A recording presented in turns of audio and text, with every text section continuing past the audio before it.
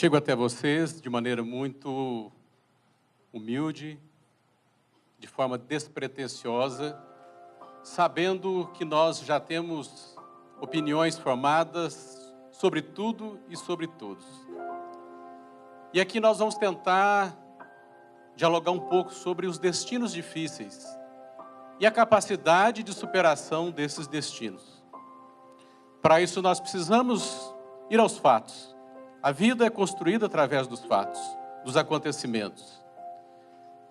E eu estava pensando qual a história mais bonita que eu poderia compartilhar com você. E eu preciso também valorizar nesse momento a minha história.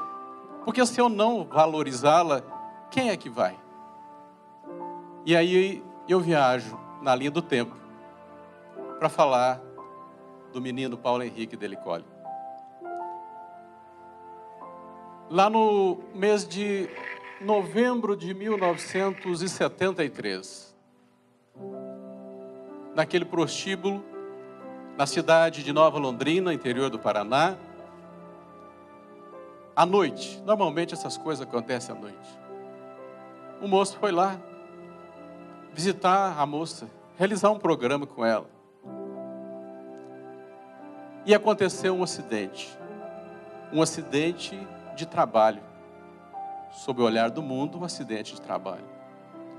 Qual seja a minha concepção. E naquele momento, eu acredito que veio um filme na cabeça da minha mãe. O que fazer diante daquela gravidez indesejada?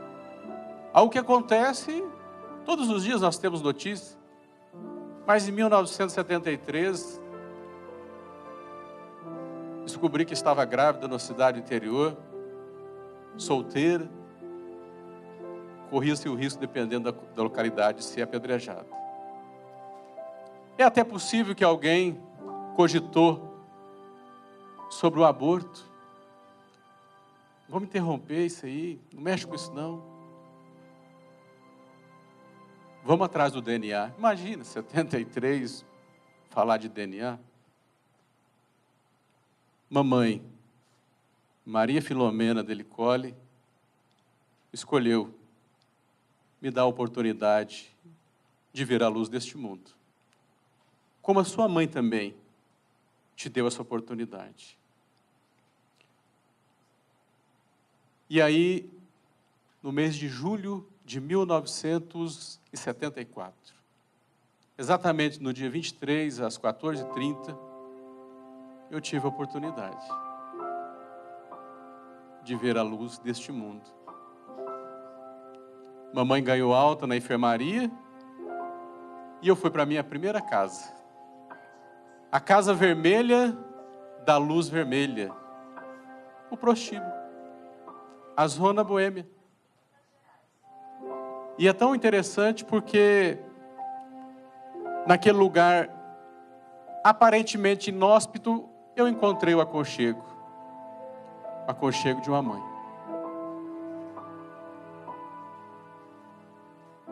Mamãe tentou me segurar nos braços durante 2 meses. Mas como criar um menino dentro do prostíbulo? E aí então ela resolveu buscar ajuda. Até que bateu na porta de um casebre muito humilde. E aí a dona Tina, quando abre a porta, vê aquele menino coberto numa fralda, levanta e ouve a Cláudia, Maria Filomena, dizer: olha, dona Tina, eu não tenho condição de cuidar desse menino, você cuida dele para mim? Eu te ajudo. Dou aí uma ajuda no final do mês, com leite, um alimento básico. E a Santa Tina não titubeou. Tomou nos braços aquele menino e passou a assumir também a maternidade afetiva.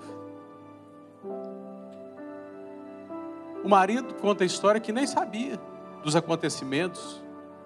2 adolescentes em casa. E de repente ele vem para almoçar, ele ouve o choro de criança e vê aquele menino feio lá. E ele pergunta, de quem que é? Apareceu uma moça aí. Você pegaria esse menino hoje? Lá daquele lugar do prostíbulo pode vir alguma coisa que presta? Gente, naquela humilde casa, me apresentaram Jesus e me levaram até a casa dele. E digo para vocês, o sujeito é tremendo. Ele não aponta o dedo, ele não faz acusações, ele te acolhe e fala de uma maneira extraordinária do amor, como eu nunca ouvi ninguém falar. Esse Jesus de que tanto se fala e pouco se conhece, tem me ajudado dia a dia a me estruturar, a eu enfrentar os meus fantasmas emocionais, inclusive a respeito da minha origem. Porque quem nega a sua origem, nega a sua história, vive uma farsa, vive uma mentira. Eu tive que olhar para aquela realidade e encarar ela, mas o mundo é mau. E existe muita maldade também, apesar de que a bondade prepondera. Nunca duvide disso. A bondade prepondera. E já na minha adolescência, descobriram o local onde eu tinha sido concebido. Os meninos da minha época. E aí então eles pegaram um punhal, uma força de expressão aqui para você entender. Pegaram um punhal bem afiado, espetaram nas minhas costas quando ofendiam a honra da minha mãe biológica. Para você, ela pode até ser uma prostituta, mas para mim, ela é a minha mãe, ela é sagrada, ela tem um valor inegociável no meu coração, no meu entendimento. E esse punhal chegava no íntimo da minha alma e mutilava. E eu chegava desfigurado em casa. Nessa época, já na minha adolescência, eu comecei a compreender o que era prostituição. E eu comecei a ficar com nojo de mim mesmo. Nojo da minha pele, nojo do meu sangue. Passou pela minha cabeça até umas ideias loucas aí, até questionar por que a minha mãe não havia me abortado. Ou ainda bem que um dia desse eu li em Atos dos Apóstolos, lá no livro sagrado, que no capítulo 17, versículo 30, que Deus não leva em conta o tempo da nossa ignorância. Ainda bem que nós temos chance de salvação. E eu estava na minha ignorância. Como eu pegar e confrontar a minha mãe biológica por ela ter me dado o bem mais precioso, a dádiva mais preciosa, que é a vida. E eu te pergunto, você tem confrontado a sua mãe? Você tem questionado ela sobre o fato dela ter dado a oportunidade de você ver a luz deste mundo? Mas digo mais, eu me olhava no espelho e eu brigava com o espelho muitas vezes, porque eu queria parecer com os meus pais afetivos. E o espelho me devolvia a imagem natural, a imagem dos meus pais biológicos. E eu confrontava, e teve um lado do espelho que eu até reconheci, um lado meu no espelho que eu até reconheci, o lado da minha mãe. Mas o lado do meu pai biológico, não. Esse não me conheceu. Por que eu vou reconhecer ele? E aí, eu vou avançando nessa história. A passos largos, é bem verdade. Chegando lá na faculdade, através de uma bolsa de estudos, fui fazer o curso de Direito. Descobri o Ministério Público. E de repente, eu estou em Minas Gerais. E aí no ano de 2000, 2013, já atuando como promotor da infância e juventude, me aparece um caso emblemático. Esses que você guarda para a eternidade. Um garoto de 13 anos, estava tendo uma indisciplina, agressividade na escola, com os alunos, com os colegas, agressividade com a professora, e de repente chega também agressividade com a diretora. Pronto, vamos fazer o relatório desse garoto, e aí vamos mandar lá para o promotor, para que ele sacramente aquilo que normalmente nós esperamos, fazer asepsia, expurgar, excluir. É mais ou menos aquela teoria do tomate estragado dentro do cesto. Tira esse tomate embolorado, porque senão ele vai contaminar os demais.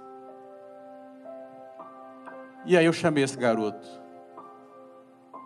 numa manhã do mês de abril, e ele chega lá um tanto quanto desconfiado, deixei as ocorrências dele de lado e fui primeiro procurar conhecer, porque nós temos esse hábito de estar com a sentença pronta, sem mesmo conhecer a história daquele que está diante de nós. Já estamos com a sentença na mão. E aí então, eu peço para ele me apresentar. Ele fala o nome, fala a cidade que ele nasceu, o nome da mãe, e quando chega o nome do pai, ele diz que não tem pai. Insistiu, eu falei com ele, olha, mas até eu sei que tem pai, até eu. Tenho certeza que existe um pai biológico? Bom, a mãe interfere na conversa e aí ela explica a situação.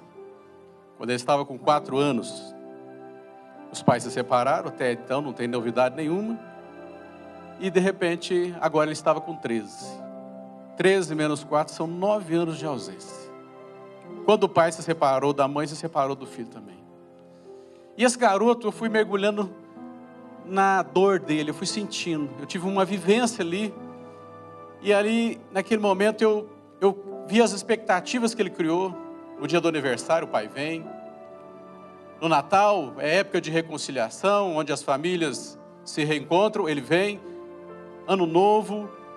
E chegou um determinado momento que ele começou a se culpar. Ele pensou, eu devo ter feito alguma coisa muito ruim para o meu pai virar as costas para mim.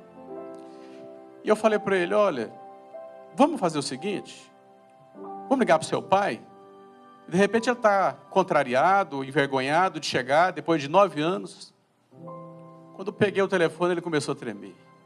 Com medo de quem, gente? Do pai. Mas aí então eu falei, não vou colocar você nessa situação. Você anima a escrever uma carta para o seu pai?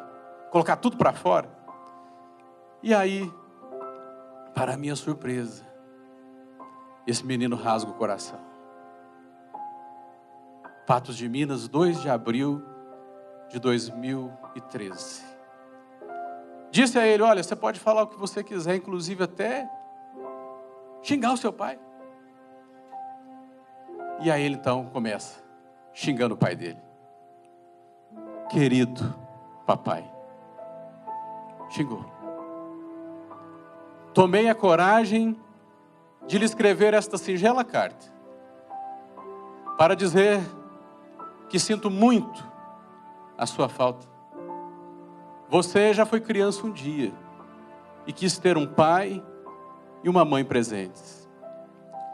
Espero apenas ser reconhecido como seu filho, nas palavras, nos gestos de amor, e para isso precisamos nos conhecer melhor. Papai, eu gostaria de ouvir a sua voz, falar com você, dividir os meus segredos, as minhas dúvidas, ir nas lanchonetes, nos campos de futebol, brincar um pouco. Fico por aqui, aguardando ansiosamente o seu contato pelo celular. Não se esqueça jamais que, apesar da nossa distância, nunca deixei de te amar. Eu achava que eu estava atendendo esse garoto. mas na realidade Ele que estava me atendendo. Naquele momento ali, eu consegui remover as escamas dos olhos e olhar para o meu pai biológico. Olhar para aquela noite que ele esteve lá visitando a mamãe e a tomou como mulher. Para que uma nova vida exista, é preciso um solo fértil, o útero da mãe, e a semente de boa qualidade. O sêmen veio do meu pai biológico. Gente, a noite que papai esteve lá, visitando a mamãe, é a noite mais abençoada da minha vida. E eu tenho uma eterna gratidão, porque se ele não tivesse ido lá, não estaria aqui lhe contando essa história. E digo mais, se ele não me reconheceu, eu o reconheço no meu coração. Ele sempre esteve presente, assim como ela. E digo que eu precisava de encontrar fundamentos, até mesmo para passar por cima das minhas preocupações sobre ofender os meus pais afetivos. Porque no meu íntimo eu ficava preocupado, porque se eu amasse os meus pais biológicos, eu estava cometendo uma enorme injustiça com aqueles que me criaram. Mas eles só me criaram porque os meus pais biológicos participaram desse projeto de vida. Se o mundo um dia me enxergou como fruto do pecado, eu posso lhe assegurar que eu me enxergo como presente de Deus. E você também é um presente de Deus. Não importa de onde você veio, você é aquilo que você quer ser. E mais, onde abundou o pecado, superabundou a graça. E a graça transborda em nós. Jamais desista da vida. A vida é o bem mais precioso que nós temos, inclusive que precisamos cultivar. O meu desafio é de chegar até você e levar você a essa reflexão, que você já nasceu vencedor, deixou 299 milhões de indivíduos para trás, os outros espermatozoides que não conseguiram chegar. E eles estão lá, olhando para nós agora e perguntando: você está representando nós bem aí? Porque nós que gostaríamos de ocupar esse lugar, no tempo e no espaço, mas ele foi reservado para você. Ele foi reservado para você. E nós estamos aqui torcendo do outro lado, porque você conseguiu atravessar o portal da vida, e nós estamos aqui como espectadores da vida. Tome posse dessa palavra no seu coração, porque eu rasgo o meu para você, na expectativa de que você possa superar e enfrentar todos os seus fantasmas emocionais. Ainda que o mundo tente te diminuir, te depreciar, seja pela condição financeira, seja porque você foi concebido num local não muito convencional, tome posse dessa palavra, porque onde abundou o pecado, superabundou a graça, diz o autor da carta aos Romanos 5:20. Acima de tudo, o amor cura tudo, supera tudo. E aqui estamos, vivendo e procurando construir uma inédita história de amor com a humanidade. Que você faça parte dessa história também. Muito obrigado.